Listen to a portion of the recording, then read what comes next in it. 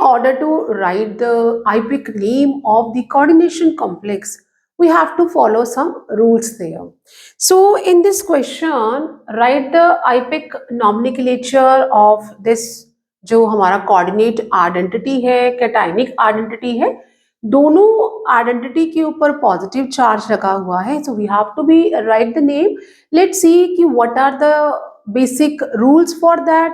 जो हमारा पहला कोऑर्डिनेशन आइडेंटिटी है वो क्रोमियम का है और साथ में जो 4 मॉलिक्यूल्स हैं वो अमोनिया के हैं और 2 जो है वहां पे क्लोराइड है और ओवरऑल पॉजिटिव चार्ज है. जब भी हमें कोऑर्डिनेशन आइडेंटिटी का या कोऑर्डिनेशन कॉम्प्लेक्स का नाम लिखना है तो सबसे पहले हमें सेंट्रल मेटल एटम का ऑक्सीडेशन नंबर पता होना चाहिए. तो यहाँ पे जब हमें इसका नहीं पता है ऑक्सीडेशन नंबर, हमने एक्स अज्यूम कर लिया है. प्लस अमाइन के ऊपर 0 चार्ज होता है, टोटल 4 मॉलिक्यूल्स है.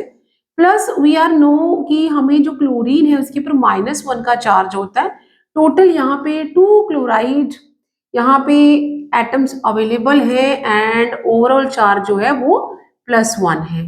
तो यहाँ अगर हम ध्यान से देखें तो we are having -2 equal to that +1.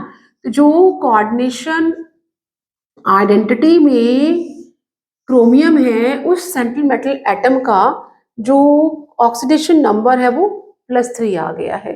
सबसे पहले हमने ऑक्सीडेशन नंबर निकाल लिया. अब हमने जो भी यहाँ पे लिगेंड्स लगे हुए हैं उन्हें अल्फाबेटिकली अरेंज करना है. तो ये जो है अमाइन, इसे हम AMMINE लिखेंगे और ये जो है ये नेगेटिव लिगेंड है और इसे नेगेटिव लिगेंड को लास्ट में O के साथ एंड करते हैं. जो न्यूट्रल है वो एज इट इज ही रहेगा. एमोनिया को हम एमाइन डबल M के साथ लिखते हैं और क्लोराइड जो है उसे हम नेगेटिव लिगेंड होने के कारण उसके एंड में O के साथ उसे क्या करेंगे, सफिक्स करेंगे. अल्फाबेटिकली देखा जाए तो A is coming before the C, A पहले आ जाएगा. और यहाँ पे क्योंकि ओवरऑल चार्ज जो है वो पॉजिटिव है और कैटायनिक आइडेंटिटी है तो क्रोमियम ही रहेगा.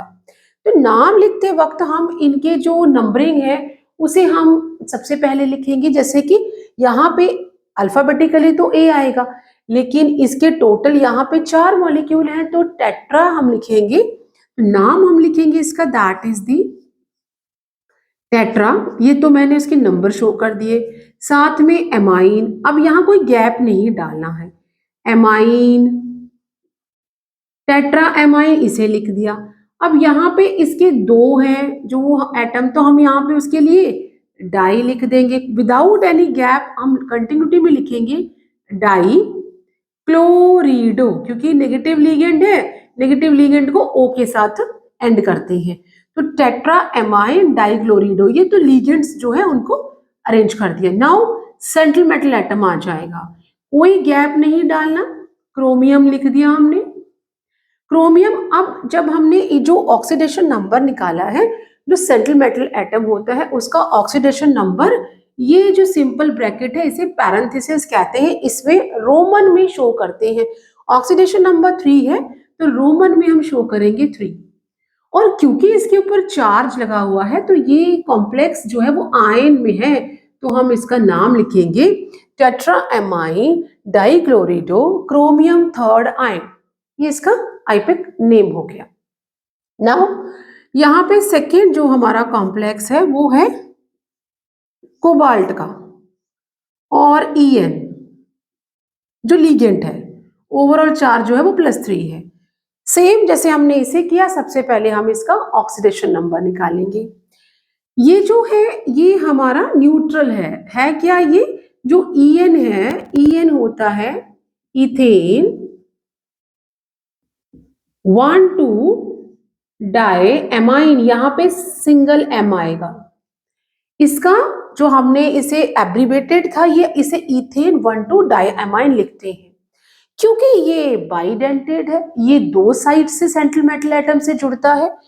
टोटल यहाँ पे इसके जो है 3, ये तो बाइडेंटेड हो गया और यहाँ पे इसके टोटल 3 यहाँ मॉलिक्यूल हैं. ऐसे केस में हम इसे जो है ट्राई नहीं लिखेंगे।